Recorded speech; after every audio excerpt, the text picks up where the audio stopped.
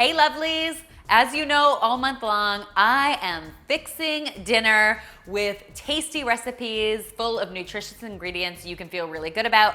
I call the series Dinner Made Easy, and today's episode is all about great dinners that you can make without breaking the bank.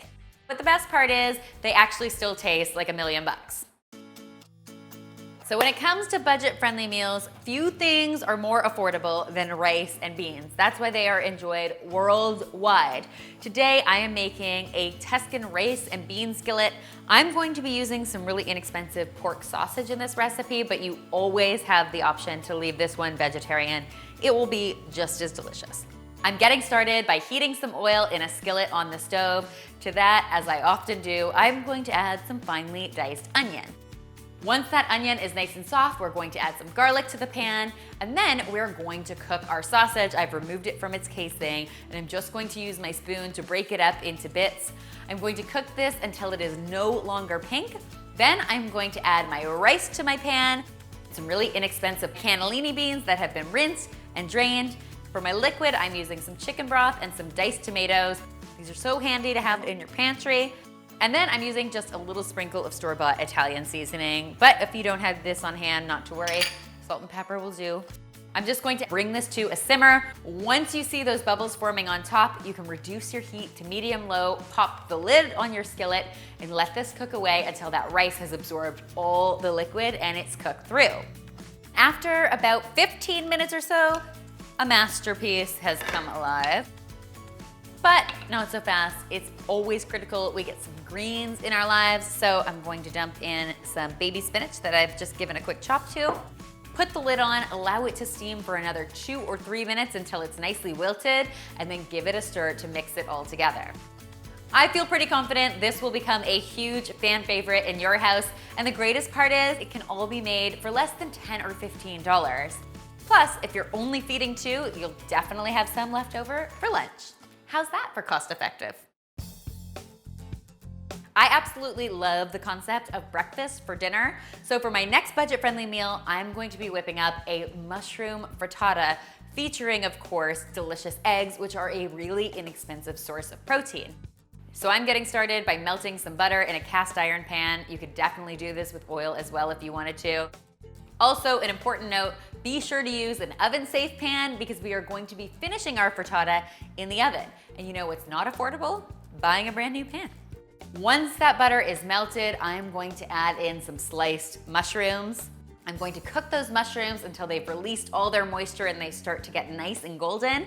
Then I'm going to stir in some minced garlic and some finely chopped spinach. This is a great place to use up greens that might have seen better days. They're just about to turn. Give them a quick chop and get them in your frittata. How great, right?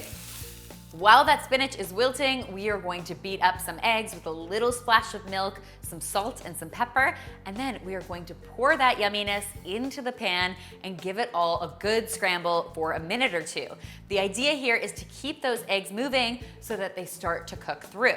When you see those eggs starting to set around the side, you know it's time to get them into a preheated oven at 375 degrees Fahrenheit for between 8 or 10 minutes or until they're completely set. And when it comes out, it is picture perfect, if I do say so myself, and ready to be enjoyed. Breakfast for dinner, under 10 bucks. How's that for budget friendly? For my final dinner on a dime today, I'm going to roast some chicken thighs with some beautiful potatoes, tomatoes, and red onion. This is a really easy meal to make, but super, super satisfying. It's important when you're making this to use a well-greased baking dish because, of course, anything that roasts in the oven is going to want to stick, and nobody needs to be spending more time scrubbing dishes. We are starting with some potatoes. I'm using red skin potatoes, which I haven't even peeled, because that's how easy I want this meal to be.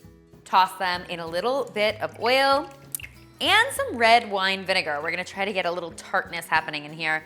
I'm just gonna season them with salt, pepper, garlic powder, and a little bit of dried oregano.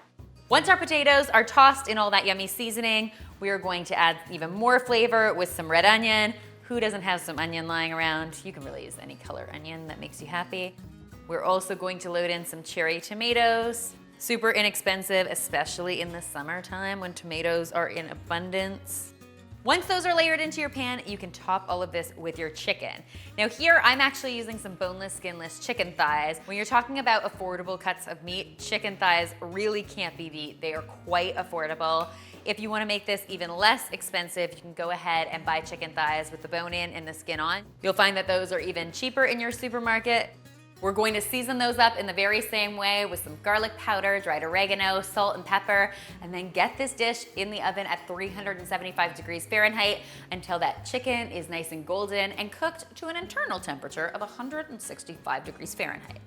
Safety first, of course. When this yumminess comes out of the oven, your whole family will be rushing to the kitchen to see what is for dinner. Cheap, fast, easy. Winner, winner, chicken dinner. I hope you guys will give these tasty recipes a try, and if you do, be sure to tweet me, Instagram me, or Snapchat me a photo because I love seeing your kitchen creations. Keep in mind, all of these yummy, budget-friendly recipes are in the description box below, so you can take a look for them there.